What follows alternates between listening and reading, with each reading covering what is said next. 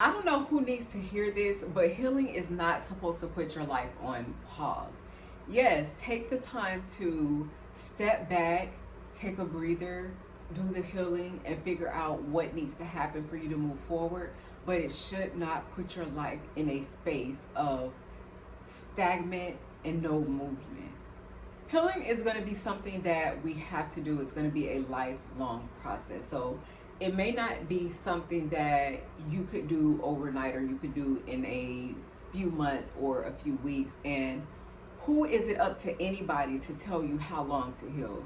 Absolutely not. So if you have somebody in your life that is trying to put a time limit on your healing, only you know what it is that you have been through. Only you know the toll that's taken on you. So don't let anybody put those requirements and those restraints on you to be like, oh, you haven't healed yet, like why you still on that? Like, no, take as much time as you need. And I think we have to learn that as humans, that it's okay to take as much time as we need to process and as we need to go through things, because when we rush it, it actually ends up hurting us in turn, because we haven't really taken time to just sit within our lives. And you don't want to be on the opposite end of that spectrum where you're like, oh, everything's perfect, I'm healed, I'm back ready to jump in the game. And that's not always the case. You may need longer than what you think, and you may not even need to put a time limit on it at all, because sometimes that healing can come in waves, right? But just getting the big bulk of it, to the point where you're like, okay, I have at least started addressing it, is a major thing. Making sure that we're not stagnant is something that, if we're not careful, we can stay in that place of like, oh, well, I'm just healing, or I'm working on self. And it's like, okay, because that's a lifelong process, it's something that you're going to learn how to be able to do that, but also still keep moving and keep building and keep creating things, because that's what life is about. If we look into nature, if we look at just the way that things go around us, there's a season when things are dying, the leaves are falling off the trees, but they don't stop and just be like, oh, I'm in a process of healing, so I must stay here until I'm ready to exit. Like, no. In that process, things go dark, the leaves fall off the trees, but there comes a season again when the trees start growing, the flowers start blooming again, and the weather comes back out. So I just think looking at Mother Nature is just such a great example of that. Like, no, things are not going to always be bright and beautiful, but there's still so much potential in knowing that, okay, in this next season, these beautiful things can come back to me again. And sometimes we need that down season, or those experiences and those lessons, to lead us to what it is that we're stepping into, where we're going, or what it is that we're meant to learn from those experiences. Pain is something that could transform us, and I'm sure we've all been through things that we felt like maybe we can't get through it, but I am here to tell you, if you hear, then you're able to get through that. If you here on this earth and you're still breathing and you're still living and you have woken up to fight another day, you can get through those things that you think that you never can get through.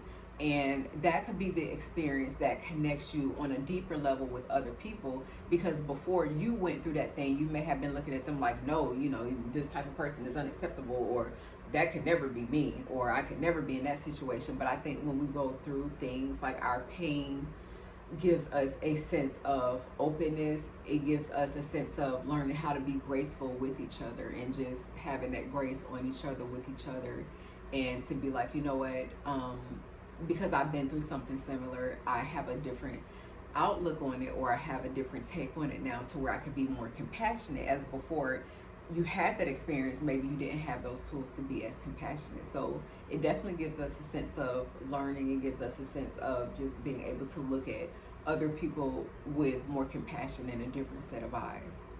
In each new chapter, we're going to develop a different identity. So you're not meant to be the same person that you was as a child. Like, yeah, is some stuff going to be the same? Yeah, but then there's going to be so many things that change. Like, if you think about the foods that you liked as a child, and how you probably hated mustard, you probably hated ketchup, or, well, no, not ketchup, because we all love ketchup, so that was a bad analogy. If you think of, like, just not liking onions or mushrooms, or just something that you would consider like was a really adult type of taste bud thing, and you didn't want to taste it, but then as you grow into an adult and you realize, okay, I'm trying these things, I tried this, and I actually do like it. And that's absolutely okay, because as a child, you had the basic things that you wanted, that you like, and that's okay. That's part of what keeps us going and what keeps us evolving here on this earth, being able to try new things and being able to experience new things as we go through life. Those new experiences and things that we didn't think that we wouldn't have liked before actually leads us into new chapters. And new chapters, which leads me into my next point, is joy. It brings us joy. So whatever you're doing, like, make sure that it's something that brings you joy. You don't want to stay in that place of like, well, I'm always healing, to the point where you don't even get out and get to enjoy life, because every moment is just about, well, I'm, one breath after the next, one breath after the next. But sometimes you just have to exhale and learn to find the joy in the simple things. Just finding the joy in your hobbies, finding the joy in your praise and worship, finding the joy in family, finding the joy in just being able to be like, you know what, I'm so grateful that I was able to get up this morning and I was able to walk, or use my hands, use my arms, use my body, use my eyes, use my mind. Because some people, don't have those things, and because we have them, we can tend to think that everybody has advantage to the things that we do, and that's not always the case.